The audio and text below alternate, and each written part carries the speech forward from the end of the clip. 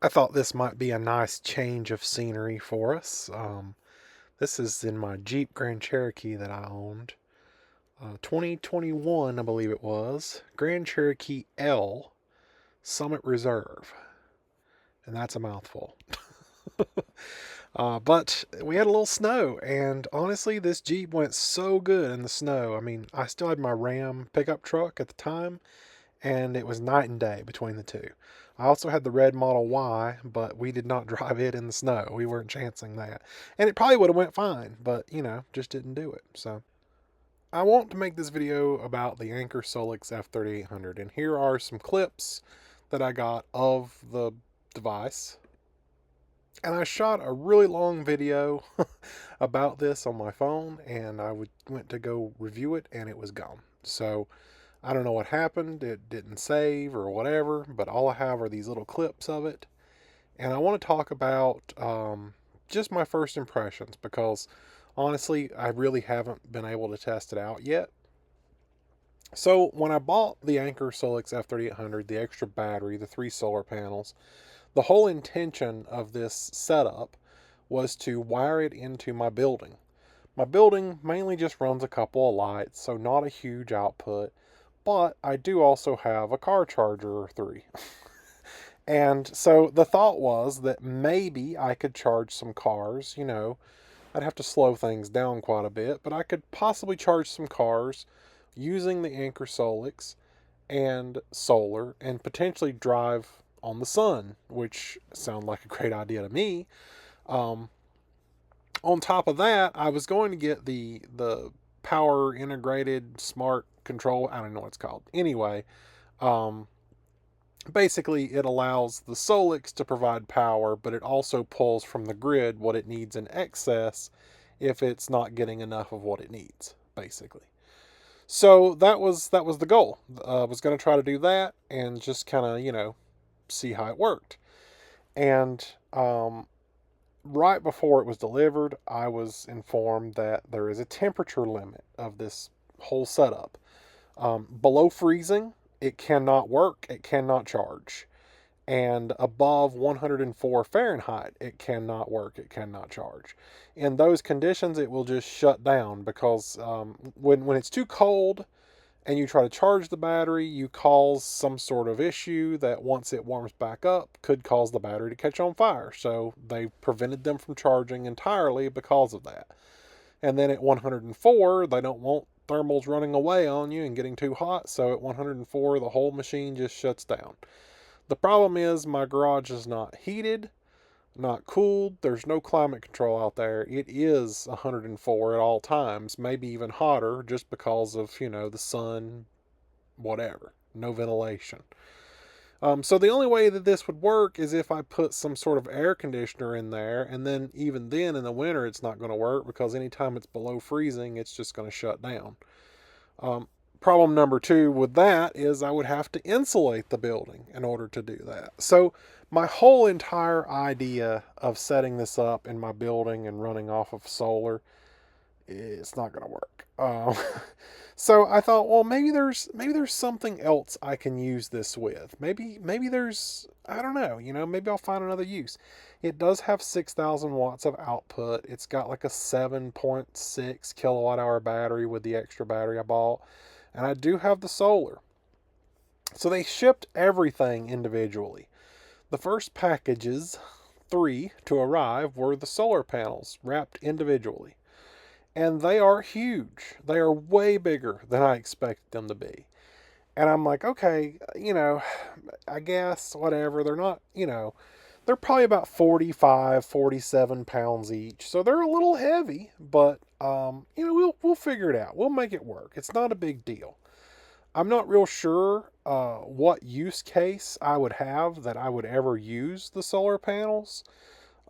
I think that perhaps I could use them at home, trying to use it at home, but um, not permanently. I don't think I would permanently set them up because even though they are, waterproof or rated to be waterproof, they don't seem very, I don't know. They just seem like they would mess up very easily in the weather and the elements. And so, you don't want to just put that outside and deal with it. So there's that. That was, had me concerned already. But then the next package to arrive was the battery, the additional battery, and it was 80 pounds. And I'm a little, like, okay, that's heavy. I carried it around and I moved it here and there, and I was like, okay, like, it's pretty heavy.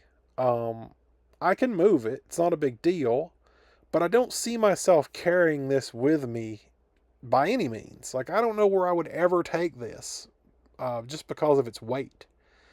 And that's just the extra battery. And I kind of was hoping that the actual Solix F3800 was not going to be much more than that, and I was wrong. So they delivered the Solix F3800, and it was 142 or 140 some pounds, somewhere in that range. And I couldn't get it up the steps by myself. I had to get someone to help me. So I definitely don't see me carrying this somewhere with me, to use. And the thing is, with my Lightning, with it having onboard power, it makes the whole need for, having an external power source really kind of pointless, because anything I need power for, I can just plug it into the truck. And its battery's way bigger. Its output is also way more. I mean, it can handle straight 30 amp, whereas the Solix can only handle 25. So, I mean, if I didn't have my truck, I could see a great use out of this. But honestly, I don't know that it's going to be worth it. I did contact the company and ask them about, possibly returning it. The thing is, they've cut me such a good deal on it. I hate to return it, but it's a lot of money for nothing. I paid, I think it was 3,000 for the Solix, the extra battery, or maybe it was just the Solix and the solar panel. You add the extra battery, which was 1,800, and then they gave me 2 solar panels for free. So really, I only paid, I mean, if you broke it down, you paid whatever the sale price was. I think it was $2,700 for the Solix. And then you got the extra battery for $1,799. You got the first solar panel for like $400. And then the second and third solar panels were free. Out the door, including the cooler, I was under $6,000. Under $6,000. So it was pretty good. As far as like pricing, at least. But I just don't know how I'll ever use it, or if I'll ever use it. It just doesn't seem to make a whole lot of sense. And I did tell them that, I would like to keep the cooler if I do return everything else, just because I think I could find a use for the cooler. But I do want to mention the cooler. I made a couple videos. I do still have those, so I'll put those in here at the end, where I tested the cooler and it just didn't perform to my expectations. And so, I don't know, maybe I just need to mess with it some more and see if I can figure out why it was acting that way. Maybe once it gets to a stable temperature, it will maintain it better. This was, only within an hour of running it, and then I turned it off and put it up. So, I don't know. But I definitely need to do some more testing with the cooler. But here are some videos of me testing the cooler and not really understanding why it's doing what it's doing. So here's what they won't tell you about the Anker powered cooler, or Everfrost, or whatever they call them. This is the 40 model, the mid-size model. And, I like to do honest reviews. I don't want to be like, oh, the company paid me, so whatever, So all of my reviews are straight up honest. And I'm here to tell you, it's not that great. And maybe, because it's new and it just hasn't had time to get broken in. I'm not real sure. But so far, not that great. And here's why. When I first got it, I set the temperature to 38. If you follow, what temperature you're supposed to keep things, meats and foods that are supposed to be kept cold need to be 40 degrees or less. However, my insulin can't go 32 or less. So 38 would be a good middle ground to keep your meats good, but also not ruin your insulin. When I first started the cooler up, I set it 38 and it cooled to 29. And I don't know why. It went straight to 29 and then turned off. So I raised the temperature up to 41 because, I thought if it's going to go that far below what its set point is, then that's not good. But now it's going all the way up to 44 before it kicks on, and it just kicked on before I started this video. So we're going to see what it ends up going down to now. Maybe it's the initial startup that goes way too low, but we can't have it doing that. That will not work. Once the insulin's ruined, it's ruined, and that's a very expensive mistake. So can't be doing that. So just to touch on what I said, I lowered it back to 38 because that's my set temperature. It is still running at 35.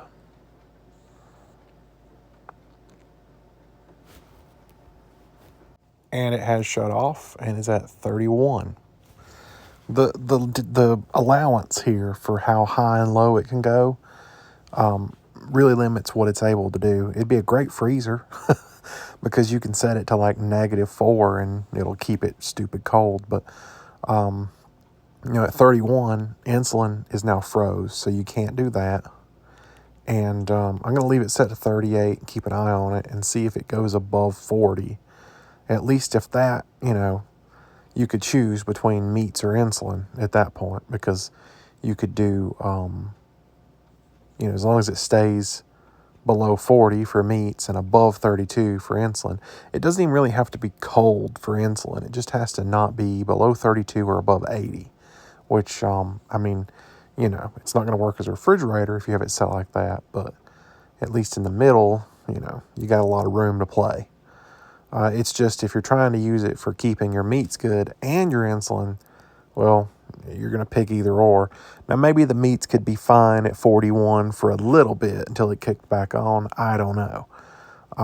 But, it's prolonged usage of the meat going above 40 is not good. I do want to point out that the Anker Prime here, I haven't used it in about a week. And with that, I also haven't plugged it in about a week. I intentionally left it on with Bluetooth on just to see if I lost any percentage in the week that it was setting here. And it looks like it may have turned itself off in an attempt to save battery.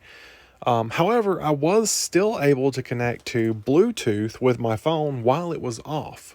So I don't know if it was fully off or if that's just the way it said it was. But we're going to go in here. Let's try to plug the Anker Prime into the Everfrost cooler and see if it charges it. I will say, switching between Anker products, it only connects to one Bluetooth at a time, so it has warmed up a little. We'll see where it kicks back on, set at 38. Does it go above 40? Because, again, still not very acceptable if so. Let's jump over to Anker Prime. I feel like that's going to give me a better reading. Now, what's interesting here is the Anker Prime is a power bank, and this cooler can act as a power bank. So which way is it going to try to charge? That's a good question. Maybe it won't charge at all. Let me find the plug and see if it does anything. The cooler, the lights have lit up. Not like it's trying to charge, but they are lit up. And as we can see, this is not doing anything. Oops. Let's jump over here to the cooler. And this doesn't really give as much info. It just says battery output 63 watt. What's it outputting to? The cooler is not running. So let me unplug this cable. And it dropped down to 28, 0. So was it charging the Prime? Because the Prime is supposed to say, hey, I'm getting power somehow. Or I'm outputting power somehow. I'm going to plug it back in here just to see what it says. Right there. Okay. Now we're getting something. So it looks like it's giving 60 watt to the cooler. I've been powering the cooler off of a phone charger I have here, and the cooler has been saying that it's been receiving 60 watt from that. So I'm wondering if the cooler only accepts 60 watt max via the USB port. Being we know the Anker Prime can do 140, I think is what they claim. I've never seen more than 100 just yet. So there's 57 in. And just for testing purposes, I'm going to plug my power source into the Prime here to see what kind of wattage I can get back into the Prime. 60, 50.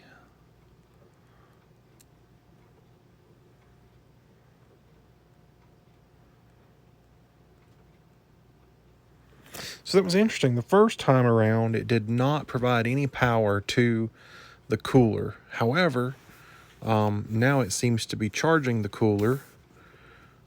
It dropped when I plugged it in and then back up to 60 when I unplugged it. So that's interesting.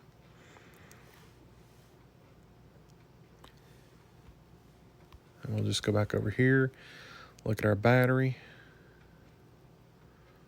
93%.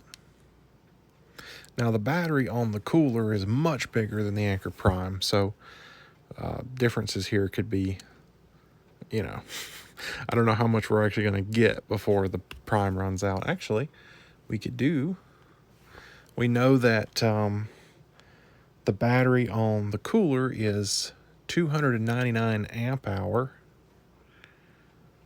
I'm not sure if I'm going to be able to do that just yet because it's probably going to say, I don't know how amp hour works.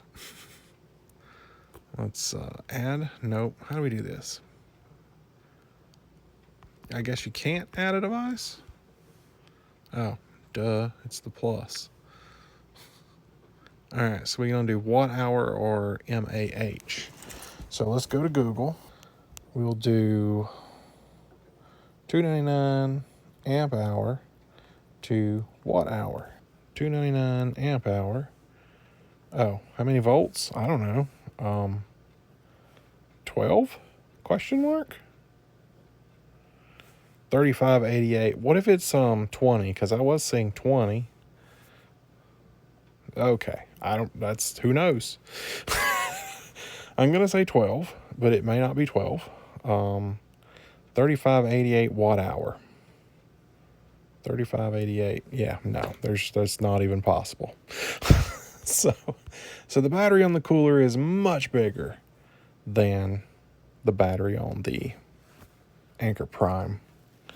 Now that we're down 1%, I just want to plug this back in one more time and see if it will get any higher than 40 charging. It does drop our output to 40, which is interesting. We are getting 59. I'm going to pull the top one for the sake of seeing if it'll do any more than 59. Doesn't look like it's going to. So yeah, there's that. I don't need to battery pack this, so I'm just going to plug it into the regular wall outlet now and let it charge the cooler. And yeah. So anyway, to recap, at this point, they haven't replied to me about returning the Solix. And I plan on trying the cooler some more, testing it out, maybe trying to put it in the hot car because that's where it would be used the most. And just let it run for a day and see, where it maintains between what temperatures. Is it something I can trust with my insulin, or is it something I maybe just want to try to use as a freezer? But we'll see on that, and I will try to use the Solix and make some videos on it. But I tell you, it's just so big, and its temperature limitations, there really isn't a whole lot of use here. And like I say, the lightning plays a huge part in why I don't really need it, but because the lightning is so useful. But at the same time, we'll give it a try. We'll see what we can find actual use for it. And this is why you clean off the top of your car, by the way. I don't know what was going on there. Guess I was just being bad that day. Anyway, I'll see you guys later.